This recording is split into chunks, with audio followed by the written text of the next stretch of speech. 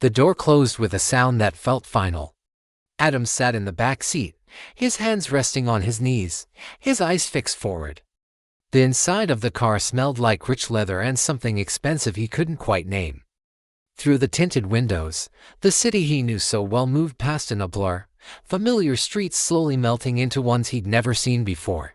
The silence was thick, heavy. Up front, the man in the dark suit watched the road with an ownership that was both intimidating and absolute.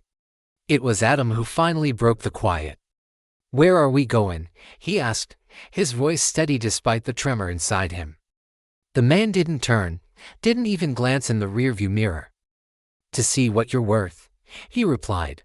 That answer told Adam absolutely nothing, and at the same time, it told him everything he needed to know.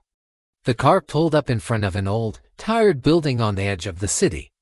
It was a tall, concrete structure, the kind of place people actively avoided unless they had no other choice. The man in the suit stepped out first, his movements precise and unhurried. "Follow me," he said, the words more of a command than an invitation. Inside, the air was stale. The elevator was out of order, a metal grate pulled across its doors like a final verdict. They climbed the stairs in a shared silence, each step feeling heavier, more significant than the last. On the 7th floor, the man stopped in front of a heavy metal door and knocked once, a single sharp rap. The door opened from the inside, revealing a room full of men. Some were sitting, others were standing, but all of them were watching Adam. They looked at him like he was a puzzle they had to solve. Or maybe a problem that needed to be dealt with. The man in the suit turned to him, his expression unreadable. "This is simple," he began, his voice low and even. "I give people opportunities. They give me loyalty." From a corner of the room, one of the men let out a soft, cynical laugh. "Everyone says that," he muttered. The man in the suit ignored him, his gaze locked onto Adam. "You want work." "I want to know something." Adam held his gaze, refusing to be the first to look away. "How much pain can you tolerate?" Without complaining, they handed Adam a box.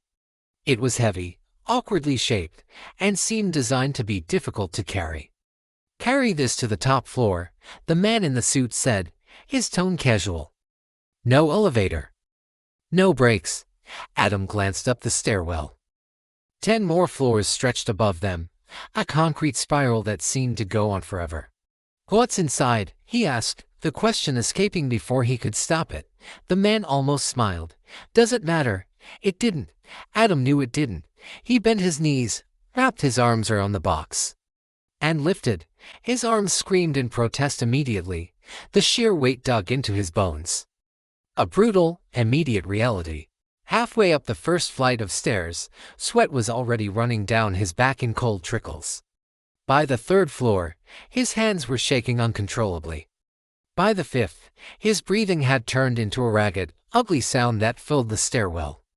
As he struggled upward, someone passed him on their way down, a stranger who took one look at him and shook his head. "He won't make it," the person said, just loud enough for Adam to hear. The words were a dismissal, a judgment. Adam heard it. He gritted his teeth and kept climbing. Every step became a battle. Not just against the weight in his arms, but against the weight of his past. With each labored breath, memories flooded his mind. He remembered the empty feeling of skipped meals, the sting of doors being closed in his face, the countless times he'd been looked at as if he were invisible. He remembered the faces that looked straight through him, the quiet shame that had become his constant companion. By the 8th floor, his vision started to blur at the edges.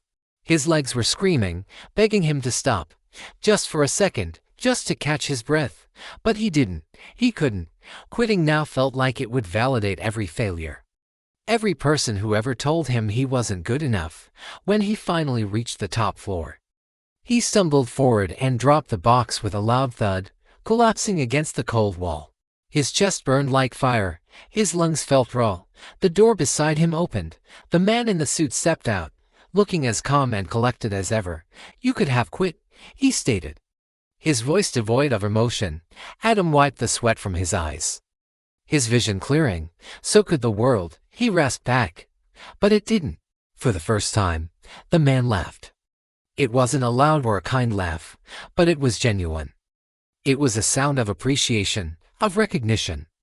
"Good," he said, the single word carrying more weight than anything else he'd said that day.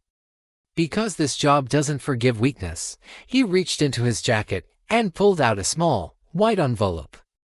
He handed it to Adam. Inside was cash. More money than Adam had held in his own hands in months. It felt far and powerful. "Tomorrow," the man said, his eyes drilling into Adam's. "You come back." Adam looked down at the money, then back up at the man, and after that, he asked. His voice still hoarse, the man leaned in closer, his voice dropping to a conspiratorial whisper. "After that," he said, "you stop being poor."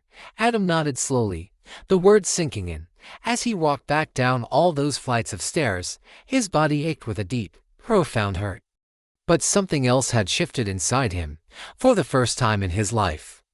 Pain felt like progress, pain felt like an investment.